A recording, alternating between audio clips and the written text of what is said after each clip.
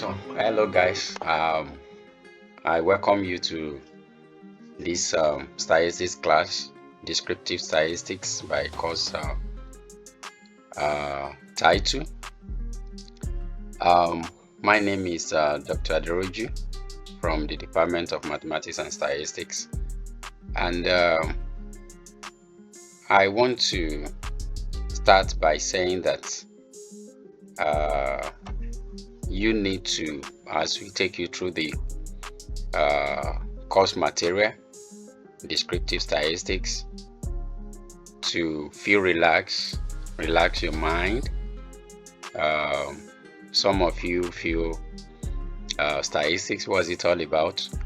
Statistics, especially those who are studying statistics as the main course. I've had different stories from parents, from guidance, who are misguiding you that statistics is not a good course for you to study. And I decided to introduce the course by telling you the importance of statistics in different fields. We have in this class computer science students, we have engineering students, and some of them will feel like, why am I doing statistics? What's the importance of statistics in my field as an engineer, as a computer scientist? So let's go through it one after the other. I want you to understand that statistics is not just about mean median mode as some people portray it. They say, what is statistics? Is it not about mean median mode? No, it's more than that. And you need to understand that statistics play a vital role in numerous disciplines by providing tools for data collection, analysis of the data, interpretation of the data, and more importantly, for decision making. When you analyze the data, interpret the data, then you come to conclusion, and that conclusion will help in decision making. And in every field, in our daily life, we make decision virtually every day, and this is a course that help us to make good decision, well guided decision based on previous past events or record, data, information. So now let's look more deeply into different fields and how statistics is applicable there. Let's start with computer science, statistics in computer science.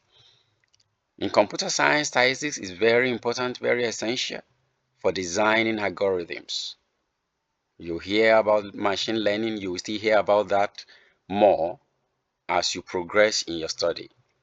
Talk about data mining and performance analysis. So statistics helps in managing and interpreting large data sets, often referred to as big data. And that is where, analysis is growing now.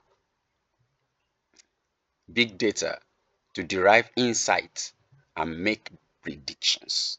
Now, where is statistics applicable? What is the application of statistics in computer science? Number one, in machine learning and artificial intelligence. Number two is in performance analysis and also in natural language processing. Now, physics, statistics in physics. Physics often deal with experimental data, talking about uncertainties, making statistics crucial for analyzing and interpreting results. So statistical tools help in understanding complex systems and validating theories through empirical data rather. Now, what are the applications of statistics in physics? Number one, in quantum mechanics. If you've not heard about that before, you hear before you graduate. You hear it at different levels. Experimental data analysis and also Statistics applications in geology. Number one, it's being used in mineral exploration, also in engineering. Statistics is very important. Engineering relies on statistics for quality control, reliability testing, and optimization of processes. It helps engineers design systems that meet the performance and safety standard. In the production line, they have a specific standard set for a particular material. And as the production continues, they check what is being produced is up to the standard set at the beginning. And statistics is applicable, number one, in engineering, in quality control. There's what we call statistical process control that ensure the product meet the quality standards that has been set before the production starts. Also helps in reliability engineering. It helps to predict the lifespan of components and systems. In biological sciences and medicine, statistics is very important in these areas. When you talk about public health, microbiology, biochemistry, medicine, nursing, mention them. Statistics is very indispensable in biology and medicine for designing experiments, analyzing biological data, and evaluating treatment effectiveness. And we have different areas where statistics are applicable in all these biological sciences.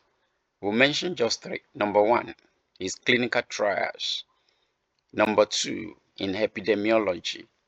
And number three is in genetics, analyzing genetic data to understand hereditary diseases. Now, in economics, statistics is applicable. Econometrics use statistics to analyze economic data, forecast trends, and evaluate policies. It helps in understanding market behavior and economic indicators.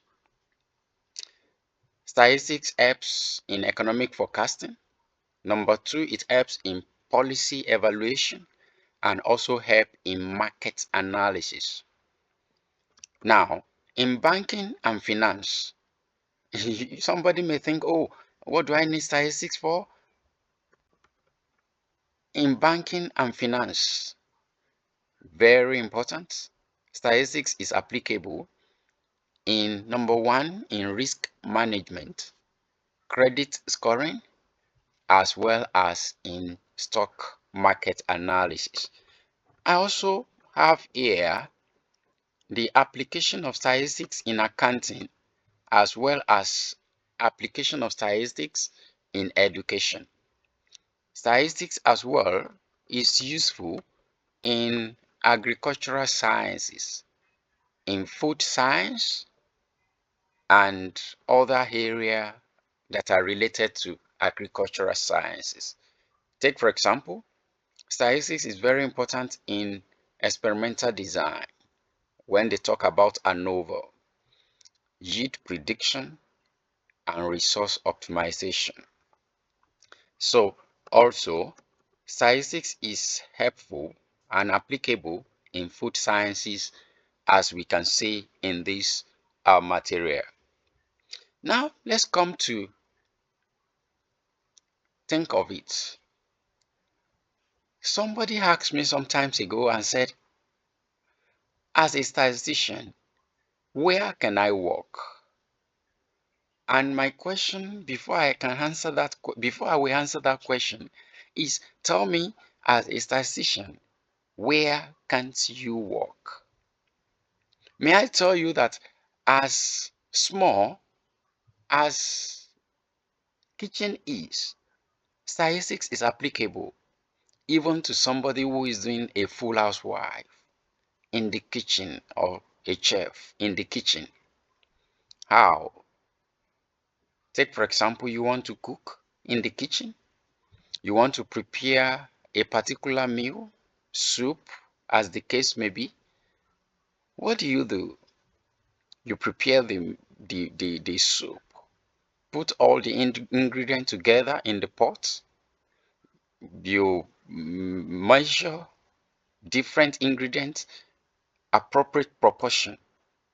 And at a time, you perceived that that food is done.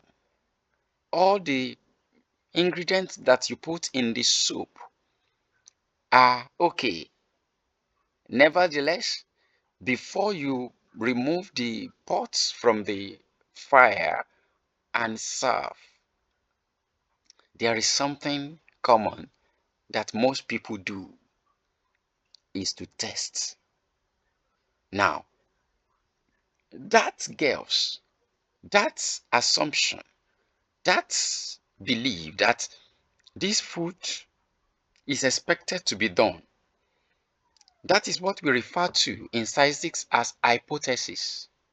Is a claim that needs to be verified, that needs to be subjected to analysis before you make your decision that actually is true. And you take a small quantity from that pot. That small quantity you took is what is being referred to as sample from the whole pot that you can refer to as the population. And what you taste with your tongue, you come up with a conclusion. Yes, the food is done, or is not done. Meaning that you perform an analysis to reject or do not reject the null hypothesis. Now you can see that even as small as the activities in the kitchen is concerned, statistics is applicable. Now that takes us to understand two arms of statistics, which is referred to as descriptive statistics is one part. The other part is inferential statistics. So statistics is broadly divided into two aspects: descriptive statistics and inferential statistics. In this course, we focus on descriptive statistics. Descriptive statistics is a branch of statistics that focuses on summarizing, organizing, and analyzing data to provide meaningful insights. It involves methods that describe, as the word is. When you look at descriptive statistics, the key word there is describe, and visualize data through numerical measures, through tables, and graphical presentation. Unlike inferential statistics, which make predictions or inferences about a population based on a sample, just like example I gave about cooking in the kitchen, take sample from the population to make inference, to make decision. So descriptive statistics only describe the data at hand, and this course will equip you with the fundamental tools needed to explore and summarize data sets effectively. Now, what are the key concepts in descriptive statistics? As I've mentioned earlier on, the key concepts will be on the use of numerical measurements, such as the measure of central tendency, the measure of dispersion, and also the data visualization techniques, such as the use of tables and graphical representation like charts, histograms, and scatter plots. Now, let's come to understand the data. Data, what is data? You need to understand that everything that will do in statistics, in fact, there is a saying that statistics is obtaining facts from figure, reliable figure, facts from reliable figure. And that figure can be referred to as data. Now, statistical data are the basic raw materials for statistical investigation. Statistical data are the basic raw materials for statistical investigation. Information is essentially referred to as data in statistics. In everything we do, we seek information to guide us in all our activities. In fact, activities we embark upon today will provide information to guide us better in executing similar activities in subsequent days in future activities. However, gathering information may be formal or informal. Formal gathering of information involves documented information in which every bit of what has been observed in the past or what is being observed currently is expected to keep in its original, that is raw, form. Informal gathering of information involves information about experiences in the past which were not immediately captured.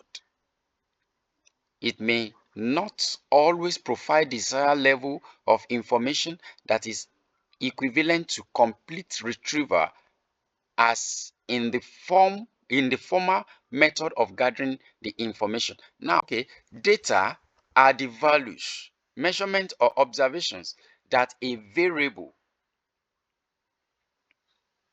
can assume. Now, when we say variable, variables like age, weight, height, exam scores, shoe size, etc. Now, let's look at the aspect of data collection. There are two main sources of data collection in statistics, namely primary source and secondary source.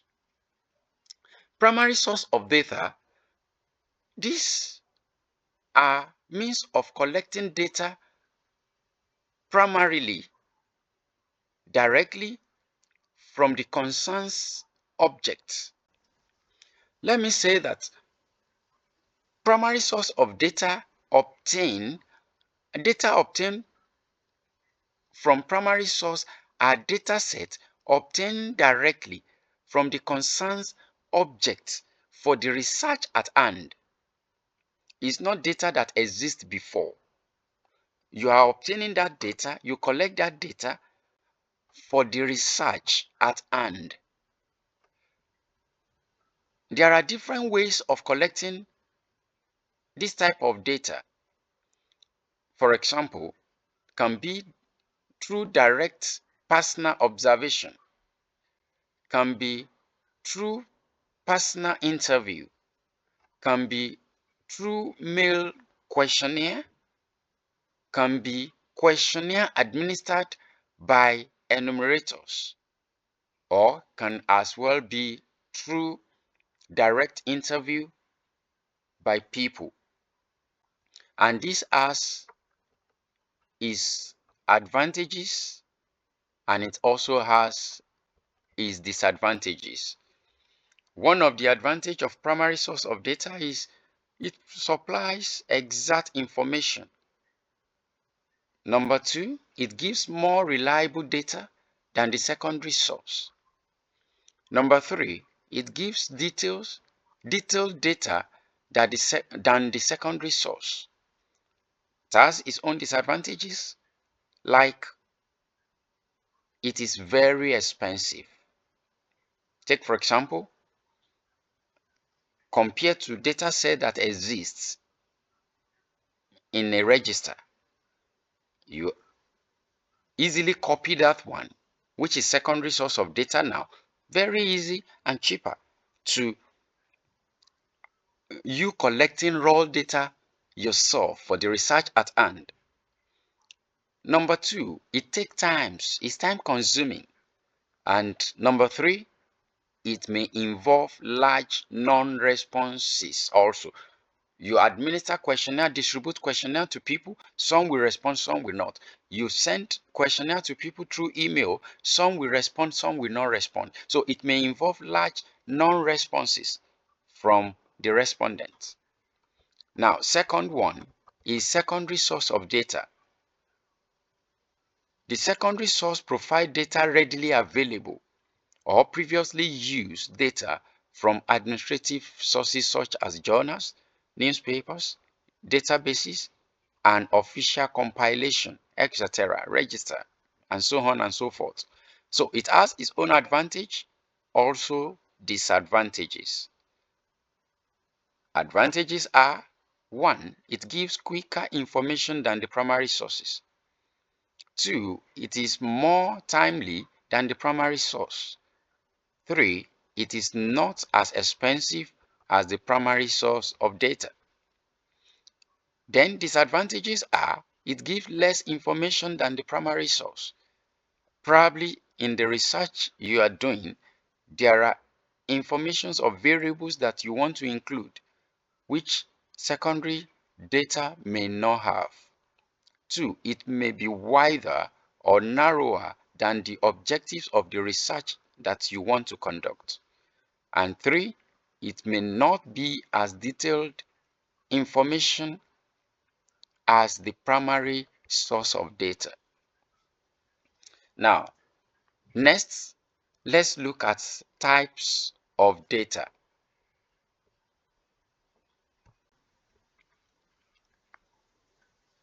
Types of data. Now, there are two types of data. We have quantitative data, also known as numerical data. Now, quantitative data are observations that are measured on a numerical scale or variable that can be represented with numerical value, that are numerical in nature. Let's say to a layman. Now, the most common type of data is quantitative data, since many descriptive variables in nature are measured on numerical scales. Example of quantitative data are number of leaves per plant, yields of cowpea, the height or weight of students in a class. The measurement of these examples are all numerical. Take, for example, if I ask you for your age, the response I'm expecting is numerical. Take, for example, someone will not ask you, how old are you? And you say, I'm an adult. That's not numerical. Or youth, or a child.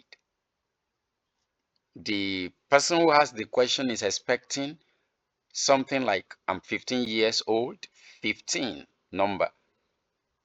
What is your weight? The expected response is not to say, I am, obese or whatever. Is the weight in kilogram, numerical. So, quantitative variables are variables that are numerical naturally. Age, weight, height, number of students in a class, and so on and so forth. And this quantitative variable or numerical variable can also be divided into two types. The first one is continuous, and second type is discrete. Continuous variables are variables that can assume an infinite number of values between any two specific values. For example, between 1 and 2, there are infinite number of values. You can have 1.001, 1.01, 1.1, 1. Infinite. Between 1 and 2, between 2 and 3, between 3 and 4, you have infinite number of values in between them. They are obtained by measuring, and they often include fractions and decimals. Examples include weight, age, amounts of water, and so on and so forth. While on the other hand, discrete variables are variables that assume values that can be counted, or if their values change by step or jump. For example, let me try to make it easier for you to grab. Continuous between 1 and 2, we have infinite number of values. Discrete between 1 and 2, no infinite numbers of values. Take for example, if I ask you, how many are you in your room? You won't tell me, sir, we are 2.5. No, is either you are the only one, or you are 2 or 3. In between 1 and 2, you can have 1.5. So qualitative data can also be referred to as categorical data. All data that are not quantitative are qualitative. So qualitative data are data whose values cannot be put in any numerical order. In other words, they are data that are categorical in nature. That is, they are observations that are categorical rather than numerical, and are not capable of being measured numerically.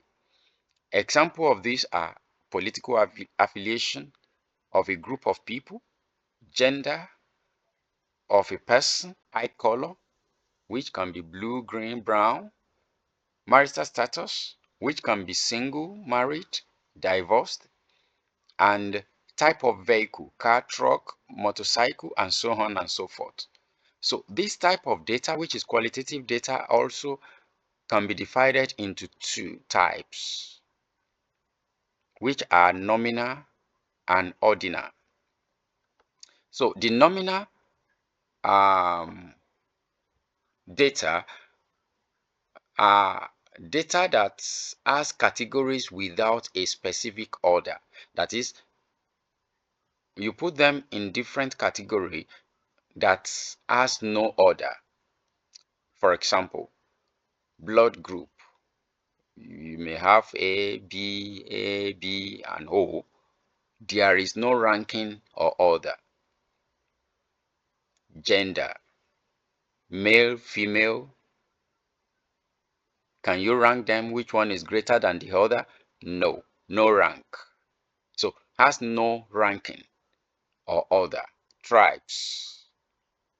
Mention different tribes. No order, no ranking. None is greater than the other. So the other type is ordinal data. This has categories with a meaningful order, but no fixed interval between them. Example, customer satisfaction rating. Satisfied, neutral, dissatisfied. You can rank this. Class of degree. First class, second class upper, second class lower, third class, you can rank this uh, uh, disease or injury status, severe, mid, minor, and things like that. You can rank them. So these are ordinal data. Now, having said that, let's discuss scale of measurement. Scales of measurement, also known as level of measurement or measurement scale, are a fundamental concept in statistics that categorize the type of data based on their nature and characteristics. These scales helps researchers and statisticians determine the appropriate statistical techniques and operations that can be applied to a particular set of data. There are four primary scale of measurements. Number one is nominal. The nominal scale of measurement classifies data into mutually exclusive, non-overlapping category in which no order or ranking can be imposed on the data. Data in this category are qualitative. Examples include gender, just as I've mentioned earlier on, male, female, none is greater than the other. Marital status, color of substance, course of study. If I want to be uh, partial here, I would say, well, statistics is better than other course, the best course you can study. Joke apart. So cost of study is nominal and so on and so forth.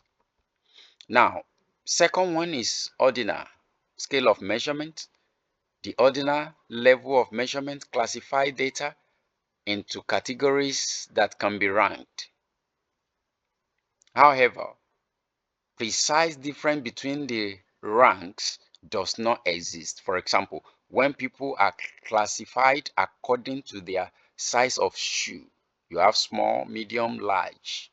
So a large variation exists among the individual in each class. Other examples include class of degree, as I've mentioned earlier on, position in a competition, HIV test results, severe, mid, minor, and things like that. So, third one is interval. Interval data have ordered categories with equal and meaningful intervals between them, but they lack a true 0 point. I want you to listen attentively here. I want you to concentrate here. You need to understand what that means. But they lack a true 0 point. Example include temperature measured in Celsius or Fahrenheit. Another example is IQ score. Now take for example, you can perform arithmetic operation like addition, subtraction on interval data, but multiplication and division are not meaningful. Mean, standard deviation, and parametric statistic tests can be used. Now, let me explain this a little. When you say this interval scale lack a true 0 point, let's say temperature, as we mentioned earlier on. If you have, oh, let's come from this angle. Your idea of 0 generally means nothing. For example, if you are asked to go and check a classroom or a room, how many people are there? And you go there, nobody is there, and you say 0, meaning nothing, nobody, nothing, empty. That is nothing. Now, but in temperature, when you measure a temperature and you obtain 0 degrees Celsius, is that true meaning of 0, that is nothing, no temperature, applicable? No. That 0 degrees Celsius is the temperature at that moment. So you can say, I've measured it, there is no temperature. There is. That's 0 degrees Celsius is the temperature at that moment. Because temperature ranges between, can be negative, can be 0, can be positive, that is above 0, and things like that. So that's what that means, that lack a true 0 point, that is no meaningful 0. That is the meaning, general meaning of 0, that is nothing, is not applicable here at interval. 0 is included in the interval. Now, lastly, the ratio. Ratio data have all the properties of interval, but they also have a true 0 point, which indicates the absence of the measure quantity. Take note of that. The absence of the measure quantity. Like I told you earlier on, how many people are in that class? You go there, nobody there. You say 0. 0 means absence of the measure quantity. The measure quantity is the count of people, nobody. So example include height, weight, age, and income.